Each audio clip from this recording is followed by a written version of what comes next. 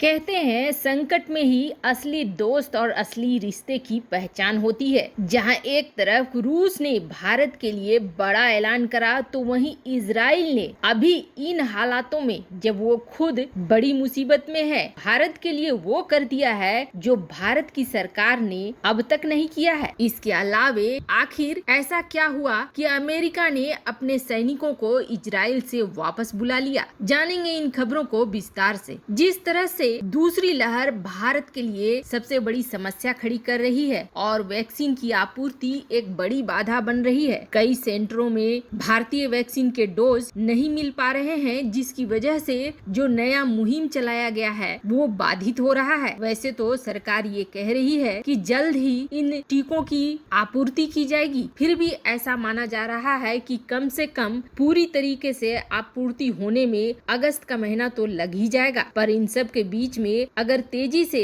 लोगों को वैक्सीनेट करना है तो टीकों की जरूरत है, जो कि इस लहर की रोकथाम के लिए भी बेहद जरूरी है। ऐसे में एक बड़ी समस्या डबल डोज वाली भारतीय वैक्सीन के कारण भी हो रही है, जिनके बीच में कम से कम 12 से 16 हफ्ते का अंतराल रहता है, तभी वो वैक्सीन पूरी तरीके से किसी इंसान को सुरक्षित कर पाता है। इन सब के बीच में अब बड़ी मदद निकल कर आई है रूस की तरफ से। दरअसल रूस की स्पुतनिक 5 जिसका लाइट वर्जन अभी इस बात पर काम कर रहा है कि सिंगल डोज लगाने से ही यह काम कर जाएगा। यह ऐसी परिस्थितियों में बेहद जरूरी है। अब इसको लेकर बड़ा अनाउंसमेंट आया है भारत के स्वास्थ्य मंत्रालय की तरफ से। भारतीय स्वास्थ्य मंत्रालय ने कहा है कि अगले हफ्ते से स्पुतनिक भी भारतीय बाजारों में मिलना शुरू हो जाएगा। अब भारत के पास 3 ऐसे वैक्सीन होंगे जो कि भारत के इस सबसे बड़े वैक्सीनेशन प्रोग्राम को सफल बनाने के लिए जरूरी है। और इसके साथ ही जुलाई महीने से खुद भारत के अंदर ही रूस के वैक्सीन बनने शुरू हो जाएंगे। रूस की गमेलिया नेशनल सेंटर और हैदराबाद की कंपनी डॉक्टर रेड्डी की लेबोरेटरी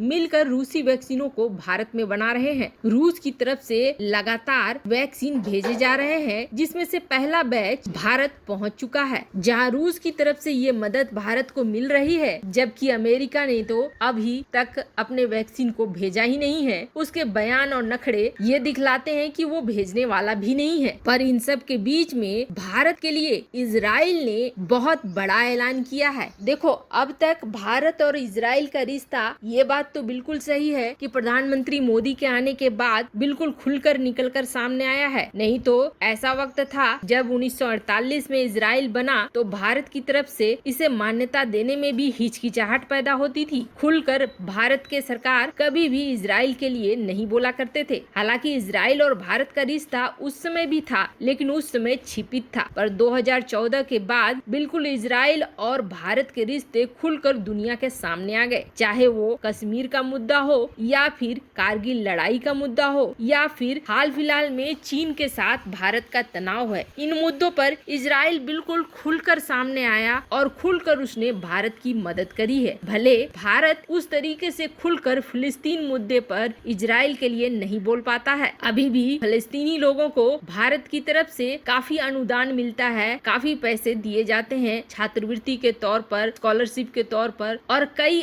अन्य सामग्री के तौर पर कभी भी इजराइल और फिलिस्तीन की बात जब आती है, खास करके यूएन में, तो भारत यही कहता है कि दोनों को मिलकर आपस में फैसला ले लेना चाहिए। कभी भी दोनों के लिए अपने बयान काफी नपातुला रखता है, पर इजराइल की तरफ से ऐसा कभी देखने को नहीं मिला है। अभी भी इजराइल ने अब वो कर दिया है जो दरअसल भारत सरकार को करना चाहिए, पर भारत सरकार से पहले इजराइल ने इस ऐलान को कर अंतर्राष्ट्रीय जगत में एक ऐसी बात कह दी है जिसका मतलब ये होता है कि भारत के साथ इजराइल अपने रिश्ते को किस लेवल पर देखता है वो पूरी दुनिया को पता चलती है। दरअसल हमने आपको अपनी खबरों में बताया है कि केरल की रहने वाली महिला सौम्या, जो कि गाजा से चलने वाले रॉकेट का शिकार हो गई इजराइल में, जिसके लिए भारत में इजरायली राजदूत रोन माल्का ने जहां खेद प्रकट करा, तो वहीं इजराइल की तरफ से अब बड़ा ऐलान करते हुए इजराइल की डिप्टी राजदूत रोनी येडिया ने ये ऐलान करा है कि अब से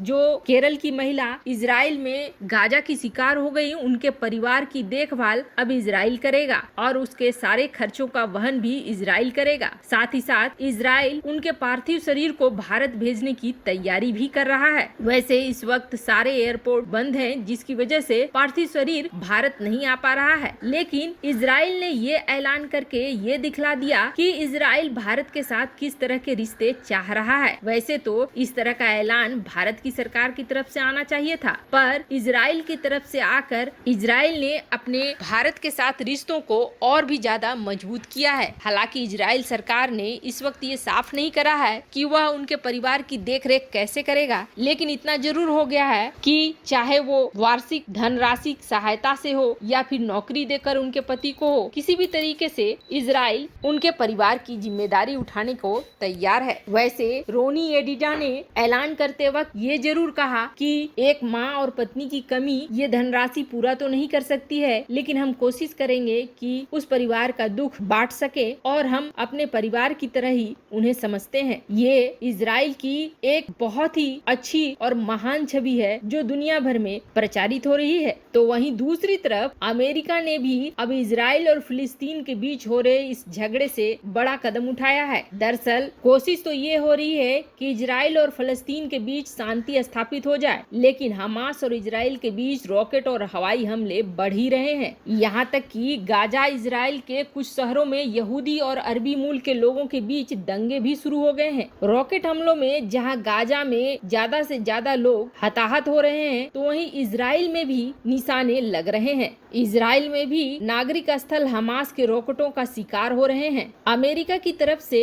ये कहा गया है कि इजराइल को अपनी रक्षा करने का पूरा छूट है, लेकिन अमेरिका ने अब इस क्षेत्र में बढ़ती हिंसा को देखते हुए इजराइल से अपने करीब 120 सैनिकों को वापस बुला लिया है। अमेरिका के यूरोपीय कमांड के प्रवक्ता चार्ल्स प्रिजार्ड ने इस बात की जानकारी दी है। उन्होंने कहा है कि रेमस्टियन एयरबेस से C-17 विमान के जरिए आज लगभग 120 सैन्य कर्मी इजराइल से जर्मनी पहुंचेंगे। वैसे अमेरिका ने ये निर्णय इजराइल के साथ बैठकर ही लिया है और आपस में मिलजुल कर ही लिया है। वो एक कार्यक्रम था जिसकी वजह से अमेरिकी सेना इजराइल पहुंची थी और अमेरिका का कहना है कि अब ये कार्यक्रम खत्म हो गया है। ऐसे में इजराइल से उन्होंने अपने सैनिकों को वापस बुला लिया है। साथ ही साथ अमेरिका ने ये भी उम्मीद जताई है कि जल्द ही ये हिंसा थम जाएगी। वैसे आपको क्या लगता है, क्या यह हिंसा जल्द थमेगी और क्या इजराइल हमारा सच्चा दोस्त है? कमेंट कर अपनी राय जरूर बताएं। जल्द मिलते हैं अगले वीडियो में नई खबर के साथ।